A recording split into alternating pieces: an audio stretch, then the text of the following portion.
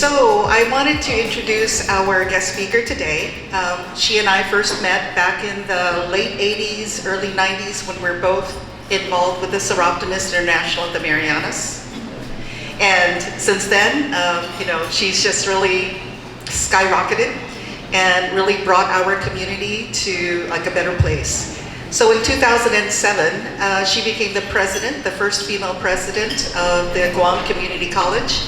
And during her time, up to now, she's been publicly and privately commended, for the work that the GCC has done in the workforce. So to give us an idea of what's to come, I'd like to introduce to you Dr. Mary Okada.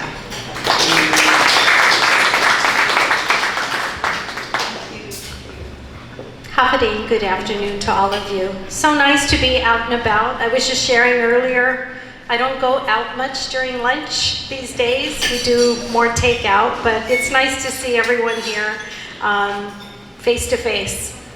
We're trying to get the school kids and the adults in the community college back to school face to face, 5 days a week if we could. So I'd like to thank you again for this invitation. I do have a short video to play first to give you some idea of the Guam Community College and what we do.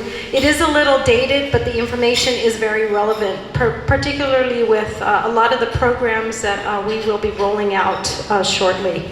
So let me get started.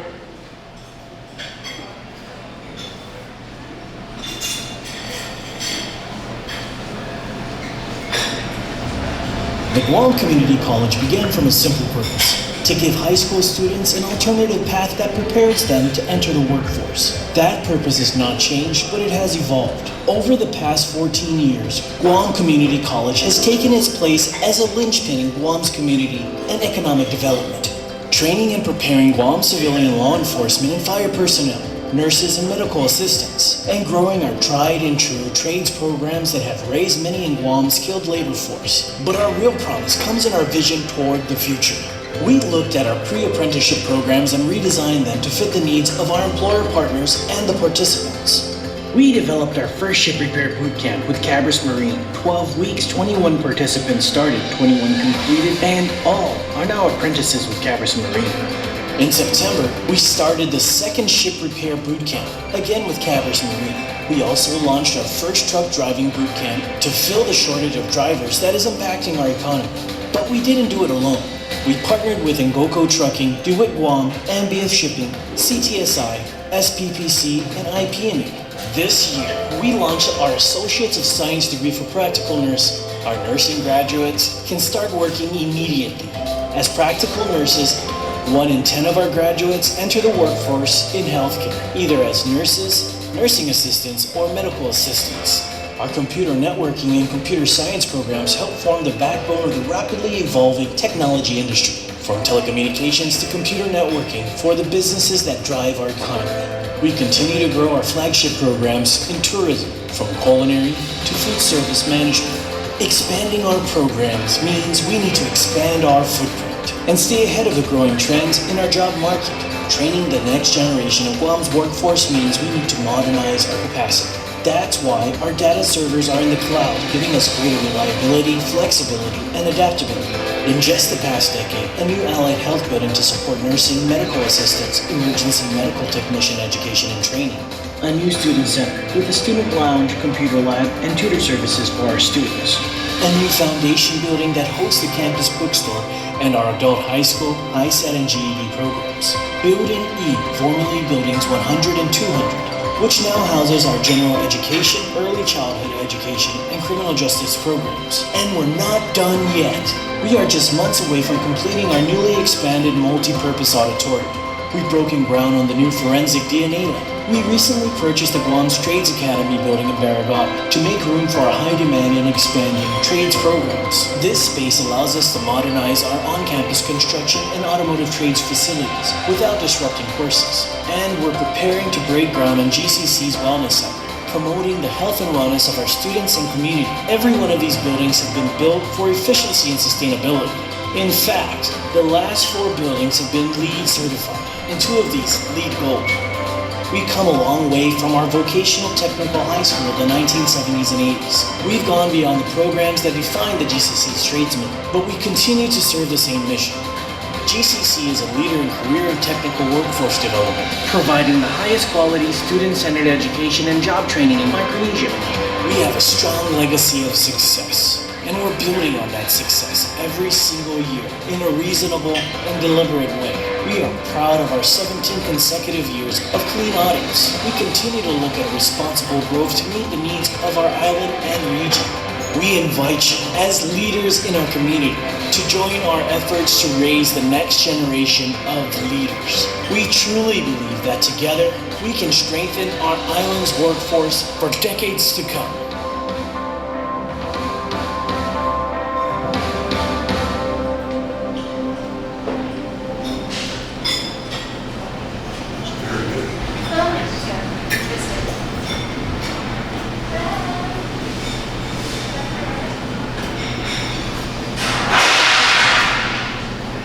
So I wanted to talk a little bit about what we do. First correction is we are the government agency for 20 years now of clean audits. I remember when I first started back in 1992, our books were unauditable.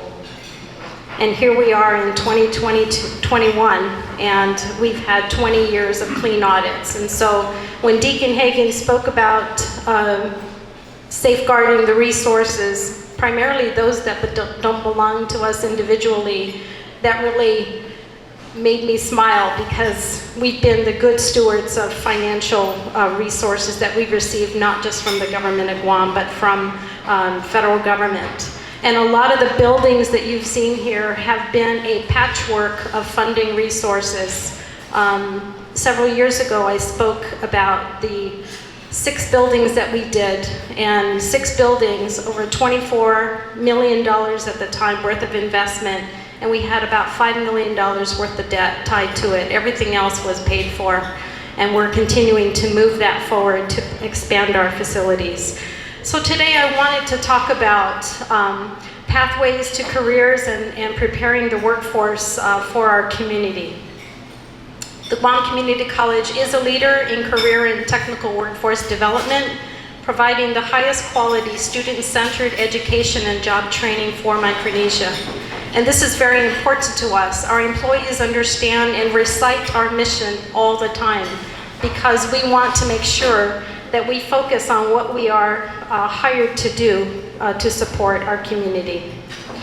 So a lot of folks ask, what is CTE, or career and technical education? For many of us, CTE is the new term for vocational education. So GCC was the vocational high school many years ago, and modernization has brought us to career and technical education, which really prepares students for high-wage, high-skill, and in-demand occupations. And I'll share some information on those areas. So classes for career technical education, whether a student is planning to attend the community college, a 4-year degree, receive on-the-job training, or pursue a military degree, or even secondary programs, CTE is the first step for productive employment in our community. So we know that there's an evolving workforce, and I'll tell you that this pandemic has really had the college starting to rethink about how career and technical education will be delivered in the future. And just a few quotes here from Jennifer Dame from Apple Education. She says, Apple, for example, no longer locked into the idea that the only path to success is the 4-year degree. And those individuals that have technical degrees or career and technical education will show that they can make a lot of money. If you had plumbing services done recently, you know how much those folks make because you're paying a lot of money for those plumbing services, welding, or automotive to fix your car. So those are some of the areas as well. Another area from IBM, David Barnes indicated that they've changed their hiring ethos to focus more on skills. We test candidates' ability to learn. We look for people with relevant job and life experiences. And because technical skills only have a half-life of 3 to 5 years, there's heavier emphasis on the soft skills. And I'll talk more about soft skills because this is the area that many employers ask us to focus on in our training.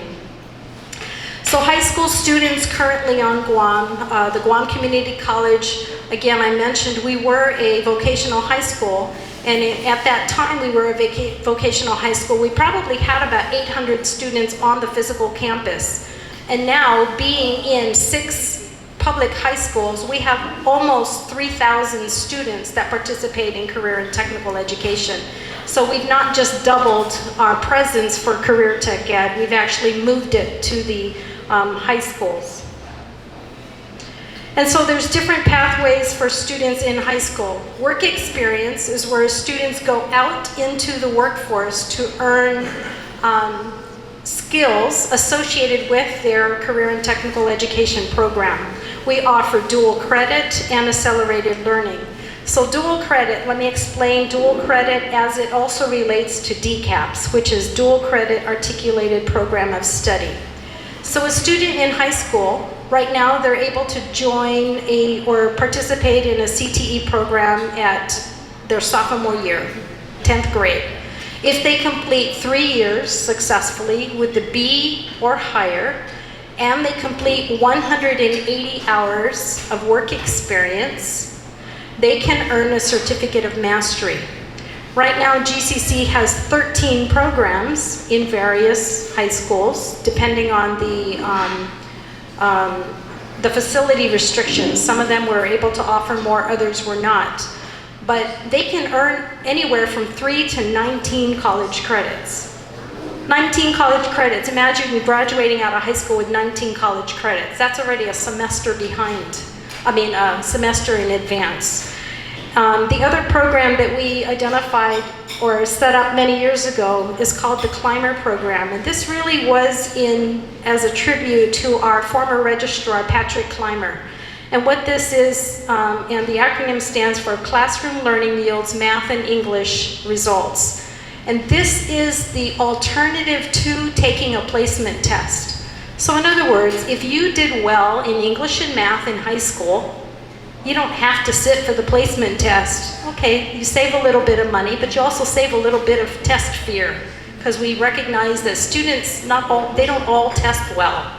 So we offered this option, and we started to track the students that directly went into college level English and math. And believe it or not, they're doing really well. And so this is an alternative to college placement in terms of math and English. So GCC CTE programs really is to set up to complement the high school programs that already exist in DOE. And I will tell you, now that I sit on the GDOE board, I see another side of how GCC's work can be improved, and how we have also been able to influence some of the things that we do in post-secondary with high school. So it really is giving them an opportunity to not just get the high school diploma, but give them an opportunity to experience what that career field may be. So early opportunities we provide, again, starting off in 10th grade for students. Early successes, that's the dual credit. 6 high schools, 13 programs. And these are the programs. So what we have and the high schools that they're present at: Allied Health in 4 of the high schools, Automotive Service Technology, Automotive Collision Repair, Construction Trades AutoCAD, Construction Trades Carpentry, Early Childhood Development, Electronics Technology, HVAC, Marketing, Tourism, Lodging Management, ProStart Culinary, Telecommunications, and Visual Communications. Telecommunications is the program that offers 19 college credits into computer science. And this program is set up for a 2+2 with the University of Guam. 2+2. Finish the first 2 years, because they don't offer it. Finish the first 2 years at GCC in computer science, but you can start as early as high school, and you go on to year 3 and 4 seamlessly with the University of Guam. A really good program launched. We have our first set of graduates this academic year from high school. So post-secondary pathways to careers, boot camps is our latest and greatest innovation. Associate certificates first, associate degrees, and we launched our first bachelor's degree in career and technical education. So people say, what is that? So in other words, if you have a CTE degree in marketing, we're going to train you to be an educator in marketing. If you have a CTE degree in visual communications, we're going to provide a bachelor's degree for you to be a faculty member for visual communications. And so that's how we launched that program, not just to support GCC programs, but also to support GDOE need for additional teachers. Pre-apprenticeship boot camps. And so here's what we did. We launched our first boot camp with Cabris Marine a couple of years ago. And people talk about pre-apprenticeship all the time. People know what boot camps are. But here's what we did. We put the employer in the front end of the process. And Wayne Bigler can tell you about that process. We got the applicants and worked with Wayne to interview all those that applied. Because on the back end, he's the employer. So we engage with the employer on the front end so that we can hire or recruit students into a program that were going to become his employees. And that, I will tell you that this boot camp model we presented to in a conference for workforce development just this past January. And you see how boot camps and how apprenticeship and pre-apprenticeship works. They didn't know how we pulled this off.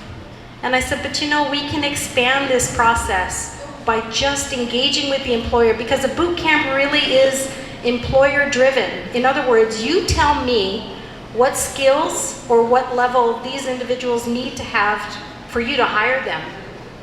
And I'll help build that boot camp with you. And so there, like it says here, it's designed specifically to meet the business and employment needs. So let's talk a little bit about what's included in the boot camp.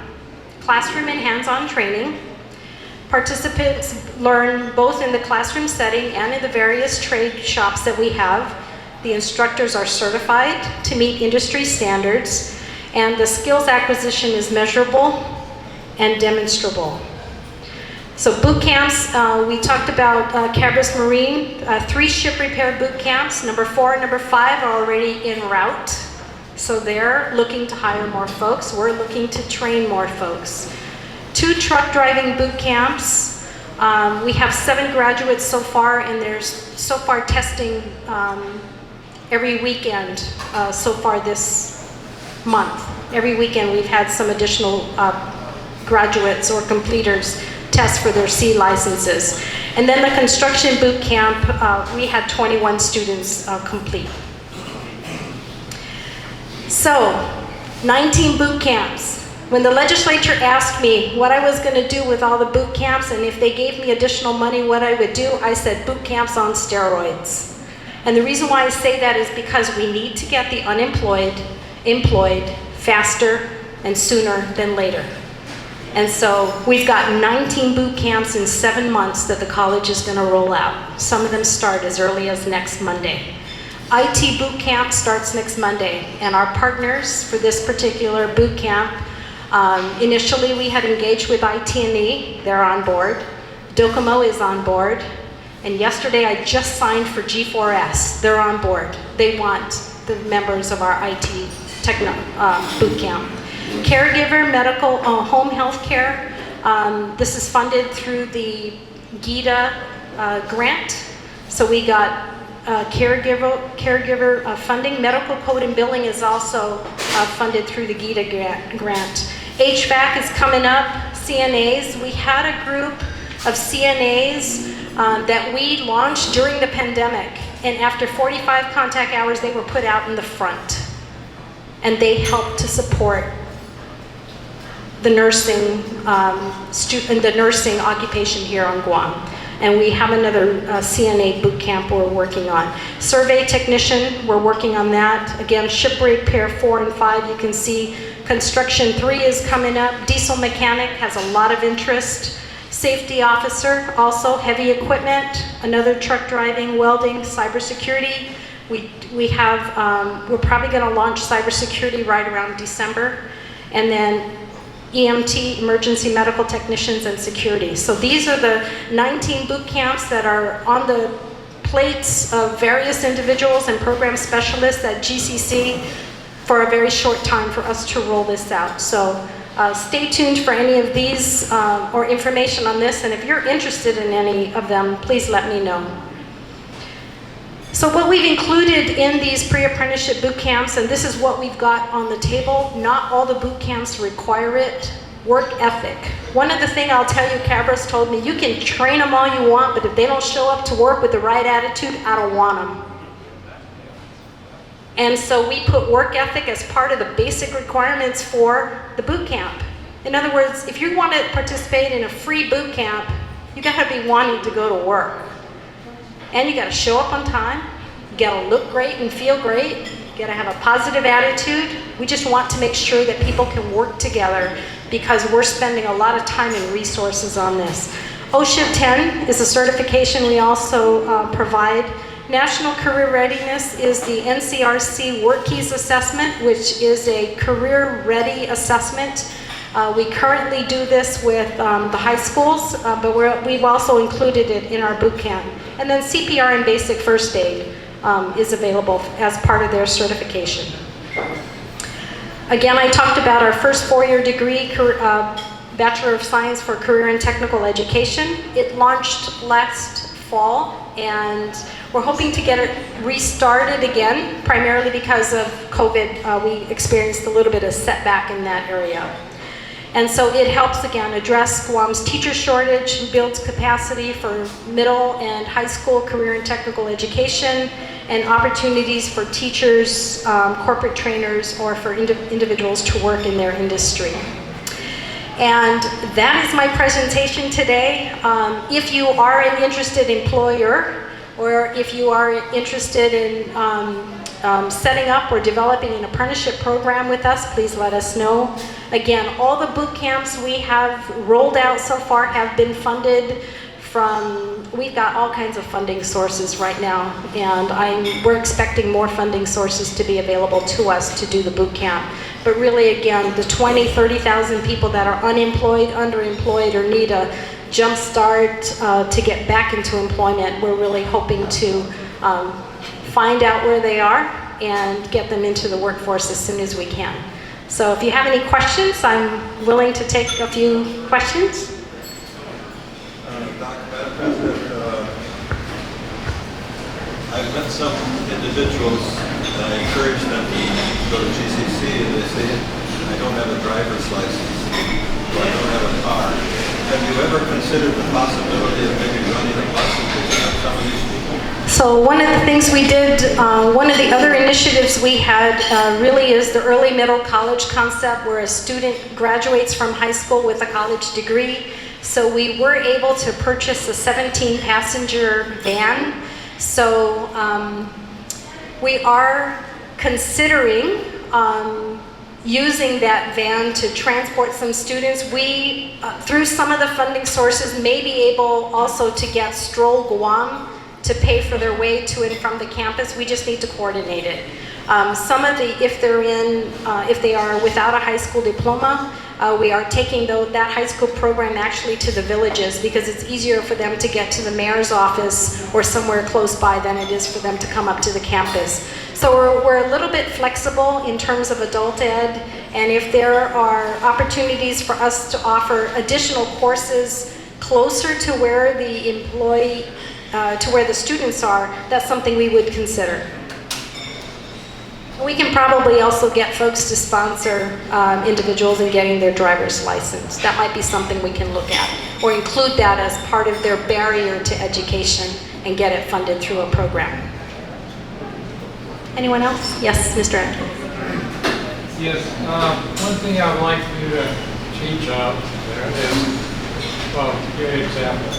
We hire people, put them in, we bring them in, test them and everything, ready to go. It's a great person to work for us. or whatever job we end up being hired for. Then the last time before we can put on and fill out all the rest of the papers, we're doing a drug test. They fail it. We spent a lot of time, hours finding the right people, just like what we need. We cannot hire people that get drugs. And I think that's something that should be taught out there. As much as you teach anything else, that the drugs or a person comes to work is a no-no. Thank you.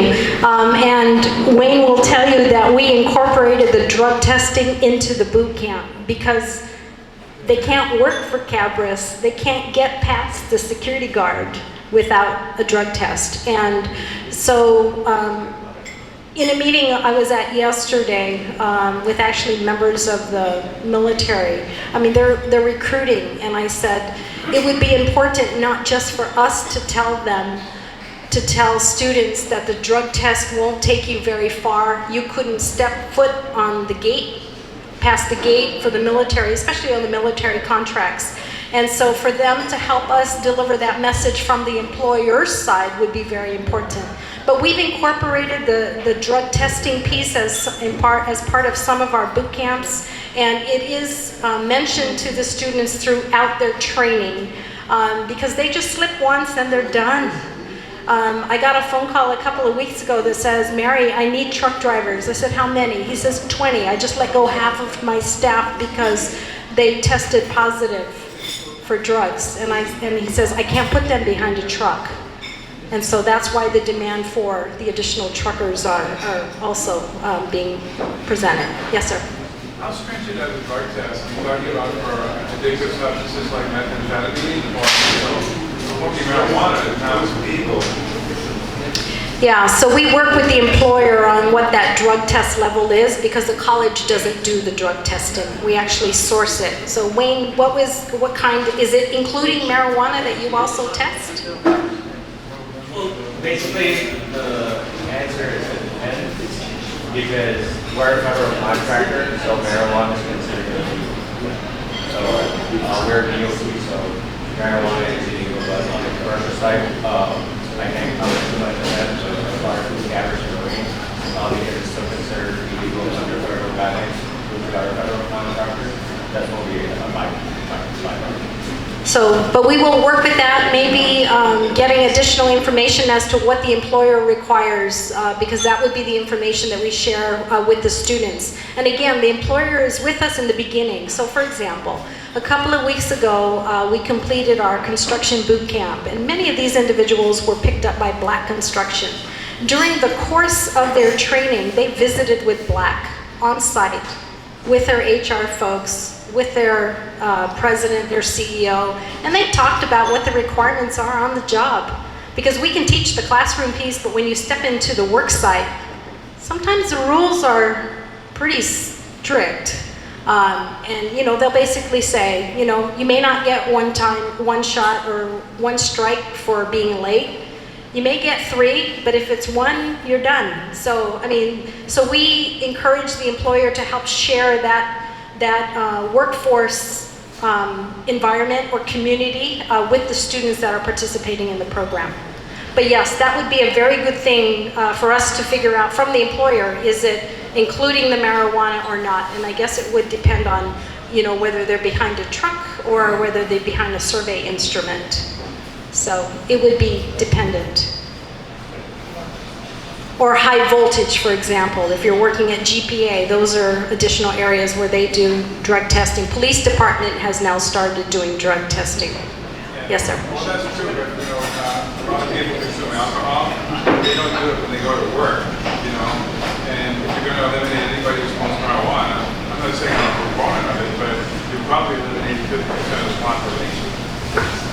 Understand, but I think some of the contracts or the testing that the employers require may vary from DOT. Okay, thank you. Anyone else? I have a question. Sure. So I have a son that goes to GCC, so thank you for making it interesting enough for him not to drop out. Have you noticed in your years being an educator with GCC, what type of students have sort of evolved? You know, there's a lot of cultural shifts now and woke culture and all that. How's the college managing those type of less academic but more cultural shifts in the last 10 years? So I will say that our student population, so just to give you a little bit about our student population, we do see a larger number of younger students coming in to the college. Our top 3 nationalities, of course, the Chamorros, the Filipinos, and I think the third one might be the Micronesian students. We do offer support services for all students. We do have a variety, a diverse faculty group. So we've got Filipino instructors, Chamorro instructors, American instructors. We do have some Chinese, we have Japanese instructors, and so we do have a diverse work group. And so if a faculty member has or needs some assistance in terms of cultural relevancy, that's support we can provide either to the student or to the faculty member. And those are done, so like for example, one of the things we recognize with COVID, and a lot of it was really brought about by the students, is trying to address the social and emotional barriers that students were facing during COVID. We had students teaching students how to navigate the online system, because for some faculty it was a new thing to do online teaching. So we try to address all the issues that a student has in terms of what their barriers may be to continuing education or completing or to complete their degree program. So a couple of years ago, we took a list of all the students that had 60 credits that didn't graduate yet, and we was like, well, what happened to you? Well, maybe some of them didn't even know that they were so close to graduation, because there was, I mean, you know, you take a course at a time, but we took the effort to contact those students that had 60 credits or more and say, hey, you're almost done, finish this one course and you've got the degree. So, oh man, I didn't know we were that close. And so we try to do some intrusive advisement or some intrusive support for the students when we find that they're dropping out. So if any student has any issues, we just need them to, sometimes we can see it, but sometimes we require for them to bring it to our attention so that we can provide them with whatever services are available. Yes, sir. Quick question. What is the term limit on credits? How many years do you need before they 7. 7 years? Yes. So I know there's a lot of folks who are young adults and they're going to school and they find somebody that they really like and they're starting a family and then they drop out short.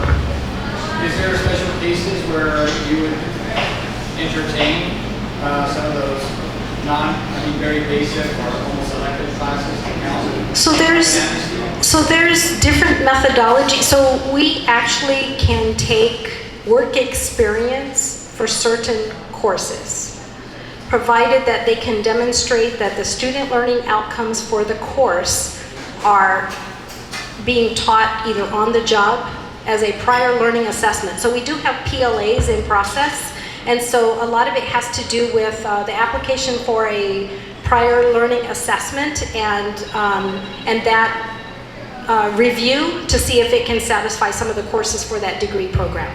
Would there be some courses that you would consider that you would hold longer if they were non-essential to the actual core curriculum for the degree?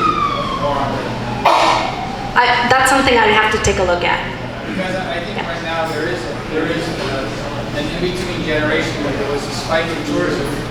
Many of the folks that were working part-time got snagged into full-time, and then life just went on. And they're just short all over the place. And a lot of them are Micronesians, and especially in the Filipino group too, that helped to build the tourism industry. And as a result of that, they've also just been short.